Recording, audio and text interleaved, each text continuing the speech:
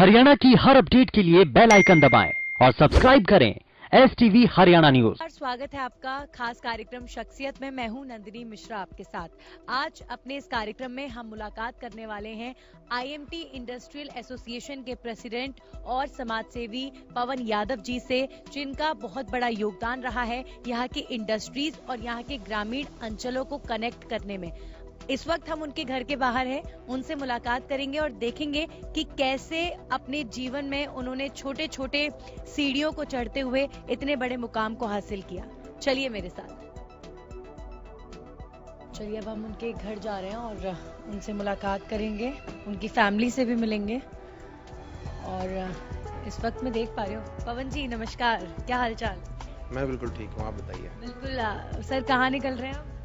मैं अभी जैसा रूटीन में ऑफिस के लिए तैयार हो चुका हूँ, तो ऑफिस ही जाएंगे जी। बिल्कुल बिल्कुल, सुबह सुबह का वक्त है और नाश्ता करके बस रोज पवन जी, हमने सुना है कि बहुत ही बिजी स्केड्यूल आपका रहता है और बहुत मुश्किल से टाइम निकाल पाते हैं। आज हमने सोचा अपने कार्यक्रम में आज आपसे मिलें और अपने क्षेत्र में जो आपने काम किए हैं वो भी हम जरा जाके देखें। तो आज आपके साथ हमारी यात्रा रहेगी। बिल्कुल जी, स्वागत है आपका। चलिए एक बार उनकी फैमिली से भी मुलाकात कर लेते हैं, क्योंकि पवन यादव जी को जाना जाता है, यहाँ के इंडस्ट्रियल एसोसिएशन के प्रेसिडेंट हैं, ग्रामीण अंचल से जुड़े हुए हैं, जमीन से जुड़े हुए व्यक्ति हैं। तो यहाँ पर गांव वालों को इंडस्ट्रियल एरिया से कैसे उन्होंने जोड़ा, बहुत बड़ी भूमिका उन्होंने निभाई है। इंडस्ट्रीज के लिए कैसे ईज ऑफ डूइंग बिजनेस जो है क्षेत्र में आए, इसके लिए बहुत सारे काम किए हैं। तो जाहिर तौर पर जब कोई काम इतने करता है तो बहुत बिजी भी रहते होंगे। ये उनकी वाइफ हैं, घर से बाहर ही बिजी रहते हैं, घर में भी टाइम दे पाते हैं? घर पे भी टाइम दे पाते हैं और फैमिली के साथ बहुत खुश रहते हैं।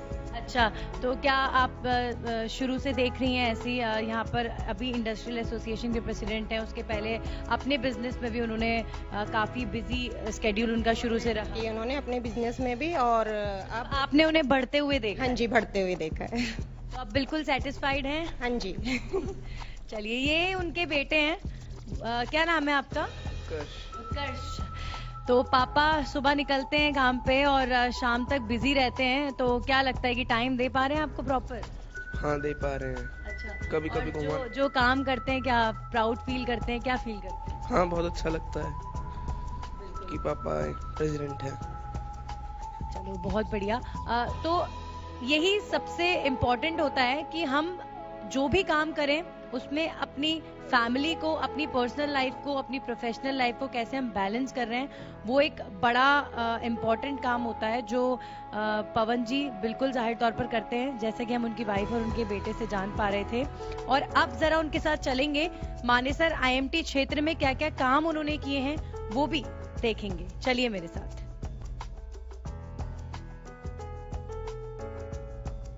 तो हम पवन यादव जी के साथ निकलेंगे यात्रा पर, लेकिन उससे पहले एक बार उनके पिताजी से भी बात कर लेते हैं। बहुत बहुत स्वागत आपका हरियाणा न्यूज पर अंकल। कितना खुश लगते हैं जब बेटे को इस मुकाम पर देखते हैं? ये एक 90 में नाटक आया था चाणक्य, जब मैं देखा था मेरा लड़का बहुत कामयाब होने वाला, इसकी तू मदद कर जो भी जितनी हो सके तेरे से। फिर ये पढ़ाया लिखा में कुछ काम करके दिखाए। चलिए, बहुत बहुत शुक्रिया हमसे बात करने के लिए। तो ये हैं पवन यादव जी के पिताजी, जिन्होंने कहा है कि उनके बेटे पर उन्हें बचपन से भरोसा था और आगे भी उन्हें पूरा भरोसा है कि आगे भी चाहे इंडस्ट्रीज के लिए हो, चाहे यहाँ पे ग्रामीण अंचल के लिए हो, वो जो काम। चलिए, तो आज पवन जी के साथ निकले मानेसर IMT इंडस्ट्रियल एरिया में क्या क्या डेवलपमेंट हुआ है देखेंगे। पवन जी, अगर हम बात करें IMT इंडस्ट्रियल एसोसिएशन के, आप प्रेसिडेंट हैं।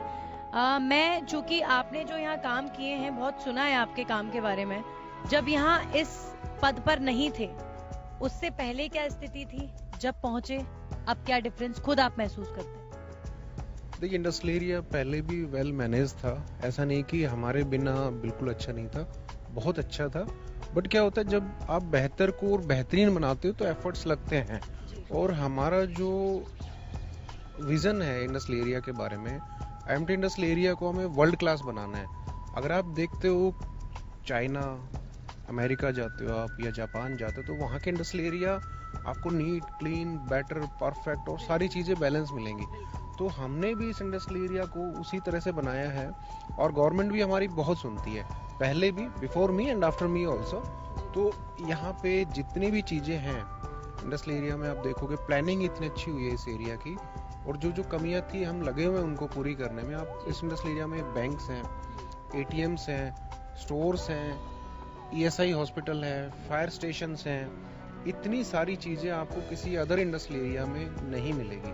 और जो ब्यूटिफिकेशन यहाँ पे किया हुआ है वो कहीं भी नहीं मिलेगा।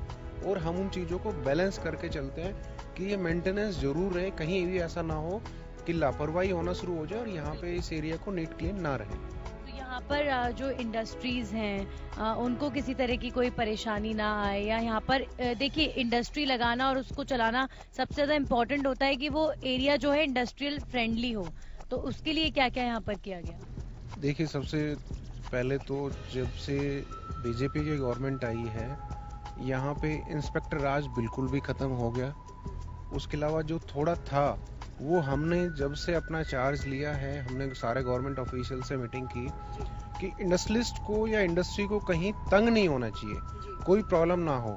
अगर आपको पॉल्यूशन डिपार्टमेंट आता है, पहले क्या होता था सीधा धमकियां देते जी फैक्ट्री बंद कर देंगे। अब हमने उनसे बात की कि आपको कोई प्रॉब्लम्स हैं डॉक्यूमेंटेशन में या प्रोसेस में, आप उनको ठीक करवाइए। आप उस काम के लिए नहीं कि इंडस्ट्री को बंद कर दोगे, आप इस काम के लिए हो कि आप उस चीजों को ठीक करवाइए, इम्प्रूव करवाइए, फिर आगे बढ़ेंगे इंडस्ट्री।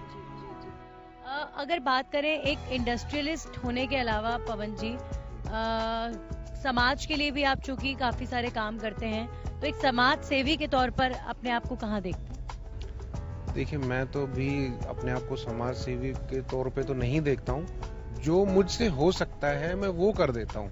जैसे मानेसर गांव में गौशाला है, हम हर वहाँ पे काफी सपोर्ट करते हैं, क्योंकि एक इकोसिस्टम है, पशु पक्षी इंसान फैक्ट्री, ये सब मैनेज करके चलना पड़ेगा। आप सोचो कि सिर्फ फैक्ट्री को मैनेज करो, इंडस्ट्री को मैनेज करो, नहीं चलेगा।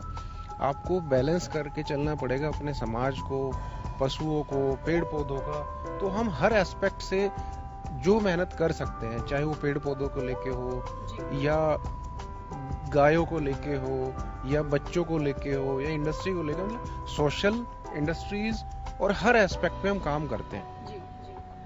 अगर बात करें पवन जी, चूंकि एक देखिए किसी मुकाम तक पहुंचने के पीछे हर किसी की एक कहानी होती है। अगर मैं आप यहाँ तक पहुंचे हैं और आपकी कहानी का जिक्र करूं, तो कौन सी फिल्म का हीरो अपने आप को कहेंगे? देखिए, हमारी कोई इतनी बड़ी कहानी नहीं है, सिर्फ ये है कि जो जीरो से हमने स्टार्ट किया, ग्रामीण पृष्ठभूमि से थे, एक्सपोजर था नहीं, उसके बाद भी हम बस लड़ते रहे और काम करते रहे और यहाँ तक पहुँच गए।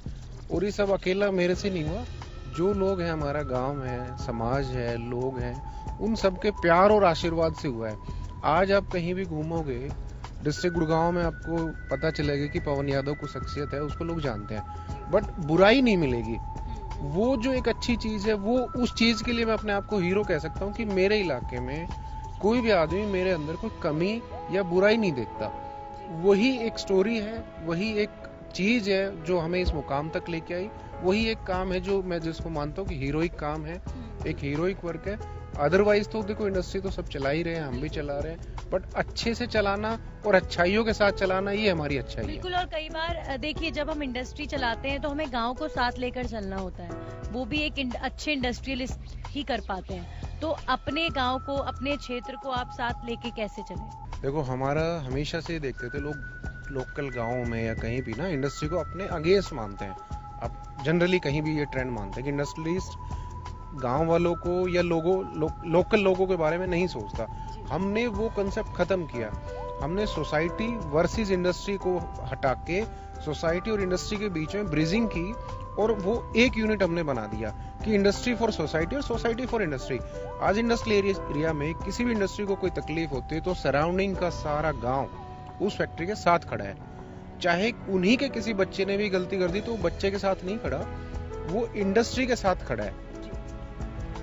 उसके अलावा हमने लोकल जितने भी यहाँ के लोग हैं, पहले इंडस्ट्रीज में लोग नहीं जगह देते थे, हमने उस कंसेप्ट को कि लोग तो स्ट्राइक कर देंगे लोकल लोग, तो हमने वो कंसेप्ट खत्म करवाया, रेस्पॉन्सिबिलिटी ली, और आज हर इंडस्ट्री में लोकल लोगों को जिसकी जैसी एजुकेशन है, हेल्पर है, ITI है या डिप्लोमा है या MBA है, मैनेजर लेवल तक में आज हमने उनको उनका मुकाम, उनकी जगह दिलाई है।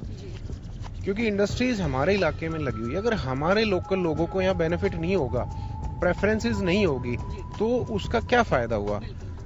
पोल्यूशन यहाँ पे हो रहा है, फैक्ट्रियां यहाँ पे लग रही है, जमीनें हमारी गई, तो लोकल लोगों का तो फर्स्ट प्रेफरेंस है कि इन्हें यहाँ पे रोजगार तो सुविधाएं देनी ही देनी चाहिए।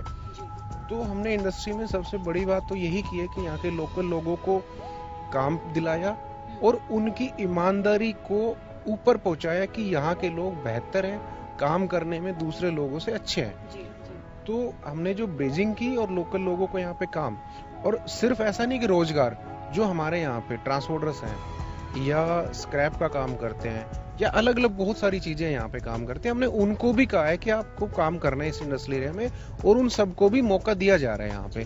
तो ये हमने सोसाइटी वर्सेस इंडस्ट्रीज को, सोसाइटी और इंडस्ट्री को टुगेदर कर दिया हमने। अभी कोरोना काल में कई लोगों की नौकरियां गई, फाइनेंशियली लोग बहुत परेशान रहे, तो आपकी क्या भूमिका रही? यहाँ जो मानेसर के गांव हैं, वहाँ के युवाओं को परेशानी ना हो या उनके रोजगार में दिक्कत ना हो इसकी?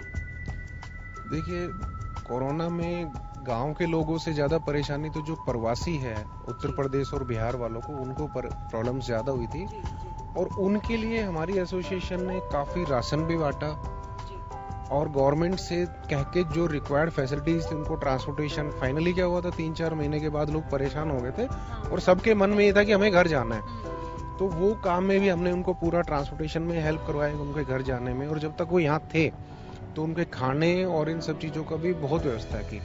रही बात लोकल लोगों की, लोकल लोगों का क्या है, भगवान की दया से हमारे पास इस एरिया में जमीन जायदाद और साधन संपन्न है, तो लॉकडाउन में हमें लोकल लोगों को या इस इलाके के जो भी 10, 12, 15, 20 गांव हैं, इनको ऐसी कोई प्रॉब्लम नहीं आई कि उनको खाने की दिक्कत होने वाली हो।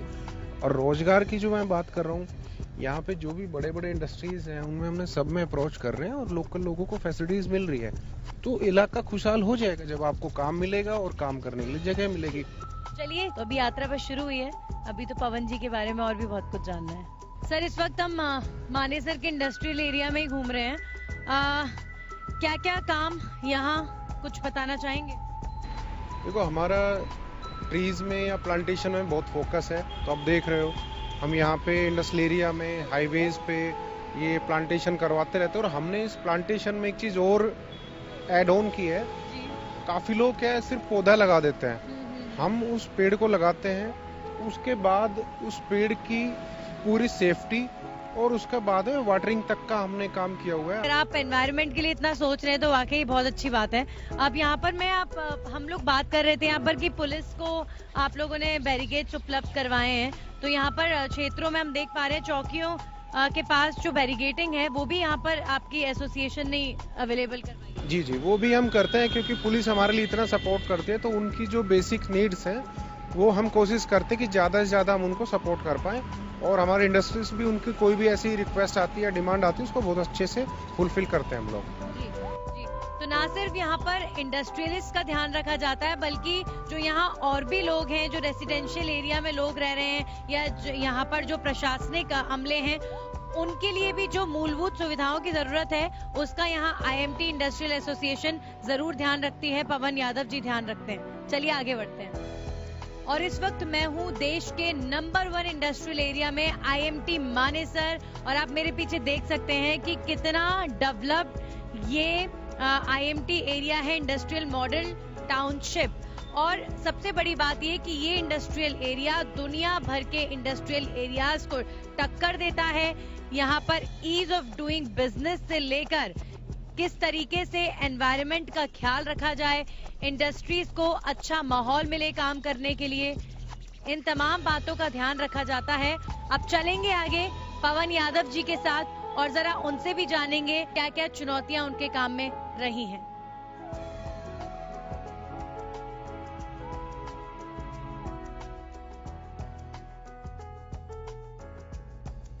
पवन यादव जी के साथ इस यात्रा में कुछ मानेसर ग्रामीण अंचल के भी हमें यहाँ पर लोग मिले जो उनसे बातचीत कर रहे थे। यहाँ पर देखिए, पवन जी से तो डायरेक्ट हमारी बात हुई, जरा आप भी उनके बारे में बताएं कुछ। जी, ये बहुत ही काबिल और नेक इंसान है, इनके अंदर समाज सेवा की भावना कूट कूट के भरी है। जब से इन्होंने ना ये IMT एसोसिएशन का पद संभाला है। इस पद को सुशोभित किया, तब से यहाँ पर मतलब इन्होंने बहुत अच्छे काम किए हैं। पवन जी इंडस्ट्रीज का तो ध्यान रखते ही हैं, आप लोगों का ध्यान कैसे रखते हैं? ये हमारे को इन्होंने 24 आवर है ना, इन्होंने हमारे को नंबर दिए हुए हैं। कोई भी किसी प्रकार की समस्या होने से संपर्क करते हैं और ये हमारे सहयोग में और हम इनके सहयोग में। बातचीत होती रहती है आपकी? हाँ जी, रोजाना होती है, अक्सर होती है। रोजाना मिलते हैं आपसे। पवन जी गांव वालों से बिल्कुल कनेक्टेड रहते हैं आप? बिल्कुल जी, बिल्कुल। देखो गांव के बिना तो गुजारा ही नहीं है। गांव की पृष्ठभूमि से जुड़े हुए हैं और ये सब हमारे भाई है। इनको कोई भी प्रॉब्लम हो, समाज को, इनको, तो हम इनके साथ खड़े हैं। चलिए, वाकई गाड़ी बहुत अच्छे से आगे बढ़ रही है और ऐसी ही उम्मीद हम जो हमारे देश के तमाम बड़े बड़े उद्योगपति हैं उनसे रखते हैं कि अपने काम से बाहर निकलकर भी अगर आप समाज सेवा के लिए इस तरीके से आगे बढ़ते हैं तो समाज से भी आपको बहुत प्यार मिलता है और ऐसे इंडस्ट्रियलिस्ट ऐसे। हमारी रुद्रपुर में ही क्लब है, तो टोटल हम जो क्लब करते तो अराउंड 600 है।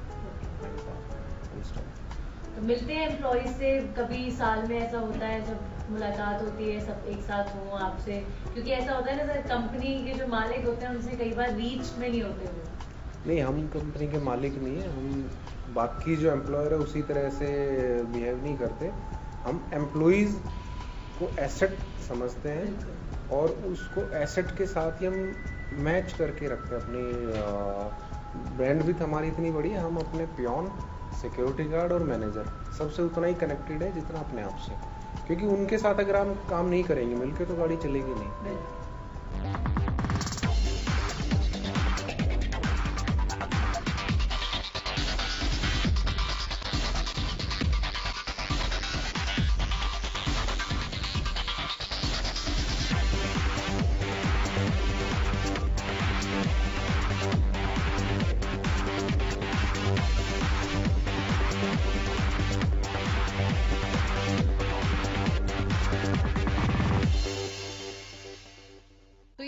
पवन यादव जी की कंपनी, बहुत ही बेहतरीन माहौल यहाँ पर आपने दिया हुआ है अपने एम्प्लॉयज को और वाकई कंपनी में जिस तरीके से क्लीनलीनेस और मैनेजमेंट था वो काबिले तारीफ था।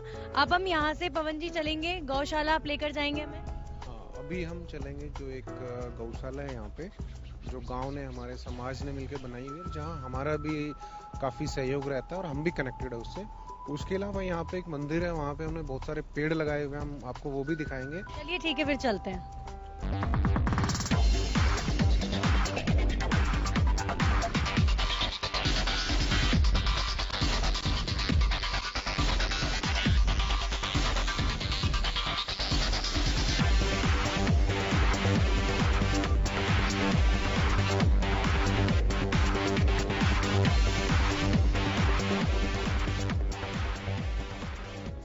इस वक्त हम हैं मानेसर की गौशाला में, जो गांव और समाज के लोगों द्वारा चलाई जा रही है। अब जब से पवन Yadav ji IMT industrial association के अध्यक्ष बने हैं, तब से उद्योगपति भी इस गौशाला के साथ जुड़े हैं और गौशाला का सहयोग कर रहे हैं। पवन जी कुछ बताएं इसके बारे में। देखिए, ये हमारी जो गौशाला है, मानेसर गौशाला, ये आदर्श गौशाला है जो सरकार के द्वारा इसको मान्यता भी प्राप्त है। और यहाँ हमारे मानेसर के अलावा जो भी 10-15 गांव है, वो सारे समाज के लोग मिलकर सहयोग करते हैं और ये गौशाला उन्हीं के सहयोग से चलती है। यहाँ पर लगभग 1500 गाय हैं और बाकी अन्य पशु भी है यहाँ पे। तो पिछले 2 साल से जब मैं इंडस्ट्रियल एसोसिएशन में जुड़ा हूँ, तो हमने सोसाइटी के साथ जो ब्रिजिंग की है, उसमें हम यहाँ भी इस गौशाला में भी उद्योगपतियों को लाते हैं और जो सहयोग यहाँ पे लगाया जा सकता है वो भी हम लगाने की कोशिश करते हैं, क्योंकि पशु पक्षी इनका ध्यान कौन रखेगा? अगर गांव समाज रख सकता है तो उद्योग वाले भी तो रख सकते हैं, क्योंकि हम भी उसी समाज का हिस्सा है, हम उनसे अलग तो है नहीं। तो ये हमारी जिम्मेदारी है और उस जिम्मेदारी को भी हम बखूबी निभाते हैं। जो यहाँ का प्रबंधक है, जो हमारे गांव के ही लोग हैं, वो बहुत अच्छे से इसको संचालन कर रहे हैं। जो कमेटी हमारी, वो बेहतरीन कमेटी है। उनको कई बार राज्य सरकार की तरफ से भी अच्छे वो दिए जाते हैं कि हाँ यार, ये कमेटी बहुत ही शानदार कमेटी है। बिल्कुल। तो कहीं ना कहीं एक ये संदेश जरूर आपसे मिलता है पवन जी कि एक उद्योगपति का दायित्व कहीं ना कहीं पर्यावरण और आसपास के जो पशु पक्षी हैं उनका ध्यान रखना भी, इसमें एक बड़ी भूमिका उद्योगपतियों की होनी चाहिए। बिल्कुल जी, बिल्कुल। देखो, आप खुद रोटी तो खा सकते हो, आप दूसरों के साथ क्या कर सकते हो? आप अपने समाज, पेड़ पौधे, पशु पक्षी, जानवर, जंगल, सड़कें, सब चीजों को आप साथ लेके चलोगे तभी एक अच्छा देश बन सकता है। सिर्फ आपकी अपनी अच्छे कपड़े पहनने या आपकी अपनी अच्छी फैक्ट्री से देश नहीं बनेगा, देश बनेगा सबसे मिलके। बहुत जरूरी होता है कि अपना ध्यान रखने के साथ साथ जो अपने आसपास हमारा जो पर्यावरण है, आसपास जो पशु पक्षी हैं, उनका हम जितना ध्यान रखेंगे उतना ही अच्छे इंसान भी हम कहलाते हैं और ये कहीं ना कहीं पर्यावरण के प्रति हमारा दायित्व भी बनता है। चलिए आगे चलते हैं।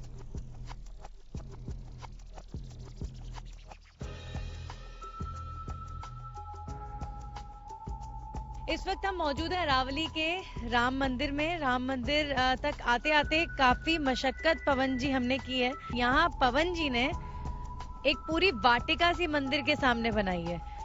बहुत सारे पेड़ पौधे लगाए हैं और देख पा रहे हैं हम पेड़ों की सुरक्षा के लिए भी प्रॉपर यहाँ पर जालियां लगाई गई हैं। तो यहाँ तक किस तरीके से किया जाएगा? देखो, ये जो जगह है, ये मानेसर गांव के 2 रास्ते हैं यहाँ से। एक हाईवे से है, थोड़ा लंबा है, पीछे से आते हो पैदल रास्ता है, वो है आधे घंटे का। तो हमारे गांव के कुछ नौजवान बच्चों ने यहाँ पे मेहनत की। लगभग 10 साल पहले थोड़े से पेड़ लगाए, उनका रख रखाव किया, फिर ये मंदिर बनाया। उन्हीं से इंस्पायर होके हमने सोचा यार वो बच्चे यहाँ पे इतनी मेहनत कर सकते हैं, तो हम बिजनेसमैन हैं, हमारे पास आज साधन है, तो हम भी कुछ कर सकते। तो मेरे मन में ख्याल आया और हमने यहाँ पर एक छोटी सी वाटिका जो उन्होंने बनाई हुई थी बच्चों ने, उसको और बड़ा किया। हमने इसमें पिछले साल 200 पेड़ लगाए और पूरा साल भर हमने यहाँ पर मानेसर IMT से और यहाँ तक ट्रैक्टर से हम पानी डालते थे। और आज आप देखेंगे वो सारे पेड़ खुशहाल हो रहे हैं और ये एक बड़ी वाटिका, क्योंकि यहाँ पे आप सरकार ने जो पेड़ लगा रखे आप देखोगे ये बिल्कुल ही झाड़ टाइप के हैं। तो ये ना तो छायादार पेड़ है और ना ही ये कोई इनसे आप फ्यूचर है फ्रूट्स या फल की प्राप्ति होगी।